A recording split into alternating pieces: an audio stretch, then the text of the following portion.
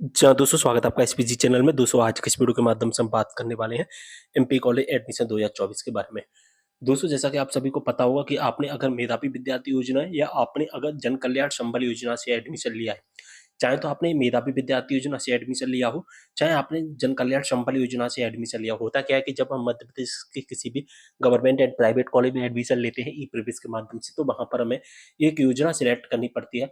अगर हम इस योजना के अंतर्गत आते हैं तो हम इस योजना को सिलेक्ट करके क्या होता है कि हमारी जो एडमिशन फीस होती है हम उस एडमिशन फीस को माफ करवा सकते हैं। ठीक है, तो अगर आपने मेधावी विद्यार्थी योजना से एडमिशन लिया है, जन कल्याण संबल योजना से एडमिशन लिया है कॉलेज में, तो अब आपके मन में ख्याल आ रहा है कि हमने इस योजना से जो एडमिशन लिए थे उन योजनाओं को हमें कैंसिल करवाना है या हमें हटाना है, या ऐसा भी हो सकता है कि हमने जो मेधावी विद्यार्थी योजना से एडमिशन लिया है उसको हमें जन कल्याण संबल योजना में ट्रांसफर करवाना है। तो हटाएं या परिवर्तन करें, कैसे होगा, ये सारी इंफॉर्मेशन आपको वीडियो के माध्यम से बताऊंगा। ठीक है, अगर दोस्तों आप मेधावी विद्यार्थी योजना या जन कल्याण संबल योजना को हटा देते हैं और नॉर्मल एडमिशन से लेते हैं तो फिर आपकी कॉलेज की जो टोटल फीस होती है वो फीस हमें सबमिट करनी पड़ती है।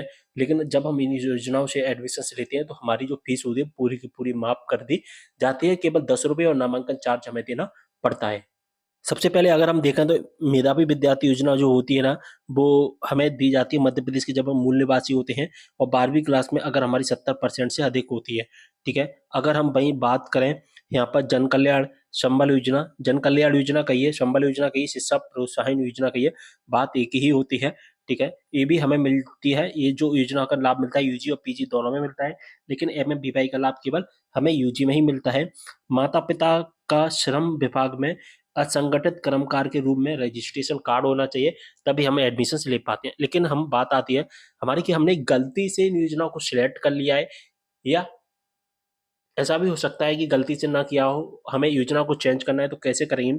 तो यहाँ पर एक जो रूल बुक है, इसकी जो रूल बुक में क्लियर मेंशन किया गया है क्वेश्चन नंबर 58 में, हितग्राही योजना परिवर्तन किस प्रकार किया जा सकता है। ऑनलाइन प्रवेश प्रक्रिया ई प्रवेश से जब हम एडमिशन लेते हैं और एडमिशन के बाद में हायर एजुकेशन डिपार्टमेंट के द्वारा एक टाइम टेबल अनाउंस किया जाता है, उस टाइम टेबल के अकॉर्डिंग हम मुख्यमंत्री मेधावी विद्यार्थी योजना, मुख्यमंत्री जन कल्याण शिक्षा प्रोत्साहन योजना, मुख्यमंत्री कोविड-19 बाल कल्याण योजना में परिवर्तन कर सकेंगे या हम इसे हटा भी सकेंगे।